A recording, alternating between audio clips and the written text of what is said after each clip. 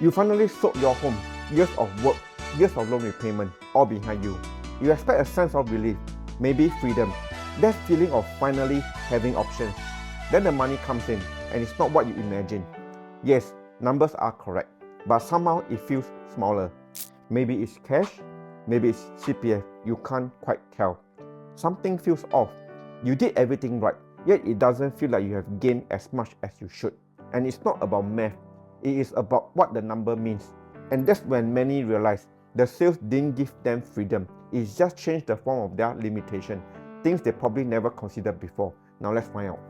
Hi friends, if you are new to my channel, my name is Kenneth, an ex-police officer with 16 years of real estate experience.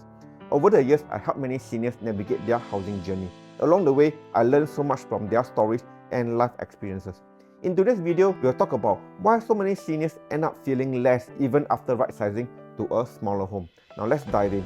And the first reason has to do with CPF.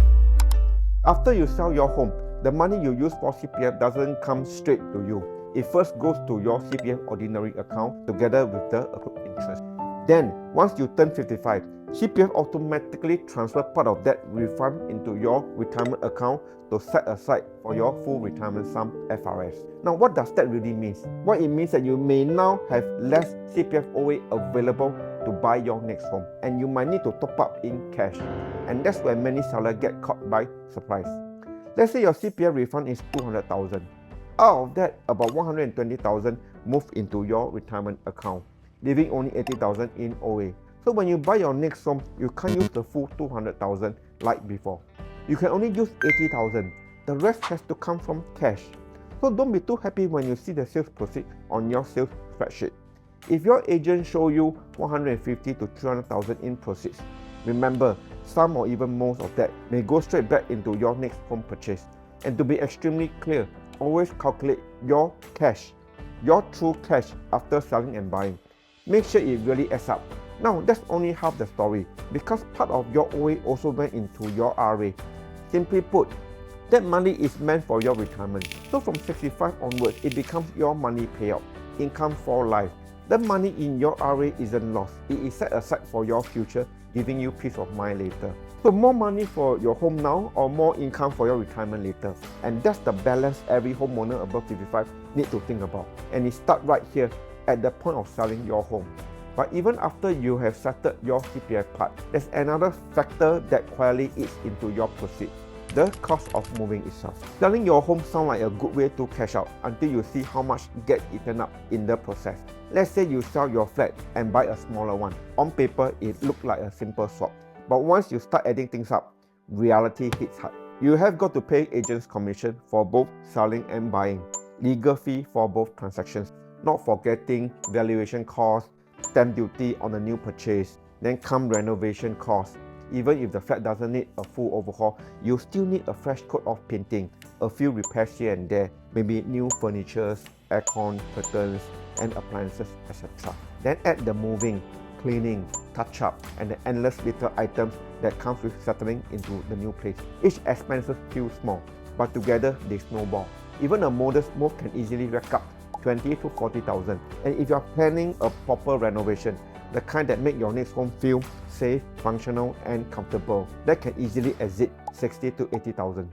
And it's not just about money, it is the energy and time that comes with starting over, moving, packing, coordinating, cleaning up, etc. It is physically tiring, emotionally draining, and mentally destructive. So the real question isn't whether you can move, it is whether the move is truly worth the price, financially, physically, and emotionally. Because downsizing isn't just a financial decision, it is a resettlement. And if you don't account for this hidden cost, the cash proceeds you thought you free up may shrink much faster than you expect. And beyond the cost of moving, there's something deeper to think about: the value of what you are moving into. Now, when we talk about right sizing, not every move is the same. Some people move from an older, bigger flat to a smaller, newer one. Some move from a 4-room to a 3-room. Others from a full lease flat to a short lease 2-room flexi flat. But no matter the path, one thing stays constant: every move changes your asset value. To make it simple, imagine selling a 5-room flat and buying a 3-room flat, both with similar lease balance. On paper, you have cash out. You now have money in the bank. But think deeper, your home asset value just dropped. Your home is smaller, the market ceiling is lower, and your future growth potential ceiling has changed. And it's not just about what you gain in cash, it is about what you lose in future capacity.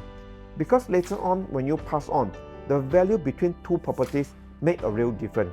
For those who are single and not focused on legacy planning, that may just be fine. But if you're hoping to leave behind for your loved ones, this matters. That's why many of the seniors I met, especially those who are financially comfortable, prefer to hold freehold or longer lease property. They see it not just as a place to live, but as a part of their long-term wealth, something that can continue to grow and be passed on. And in some families, the children may not be able to fully support themselves after the parents are gone. So the parents see property as a way of continuing providing a form of protection and love that lasts beyond their lifetime. So before you decide, think about what kind of value you are really keeping. Is it comfort now or capacity later? Because that's the heart of every right sizing decision. You're not just changing home, you are reshaping your net worth and your future flexibility. Now when we talk about right sizing, most people focus on the financial part, about how much they can save or how much cash they will get back. But there's another kind of value that's easy to overlook, the value of familiarity and connection. You might have lived in your neighborhood for 20 or 30 years, and you know where to get your favorite coffee, which hawker still remember your order, and which neighbor check in on you when you are not feeling well. All these small things make life smoother, and they are part of what makes a home feel like a home. After moving, that rhythm disappears. A new market feels different. The bus road takes longer. You don't recognize faces in the lift anymore. And for many seniors, they end up going back to their old neighborhoods just to eat, meet old friends, or shop at familiar places. It's not just sentiment, it is about comfort, identity, and belonging. And when those are lost, it can quietly affect your mood, your social life, even your health. Studies in Singapore have shown that seniors who lose their social network after moving often become less active and more isolated. And that over time can lead to higher healthcare needs later in life. So before you move, ask yourself, are you changing your address or are you changing your entire environment? Because what makes a home valuable isn't only the price or size, it's the daily rhythm, the community, and the sense of place that money can't replace. Downsizing can bring convenience and peace, but it can also take away pieces of your life that once give you purpose. And that's something worth thinking about, not in dollar, but in connection, comfort, and community. So when you add everything up, it's not that your money disappeared, it's just that it got rearranged by policy, by cost, by future value, by the life change that comes with moving. So after 55, selling your home isn't just a financial decision, it's a life transition, one that affects your cash, your comfort, your net worth, and your sense of belonging. And if there's one thing I learned from helping so many seniors, it's this. It's never just about selling your home. It is about sequencing your next chapter with clarity.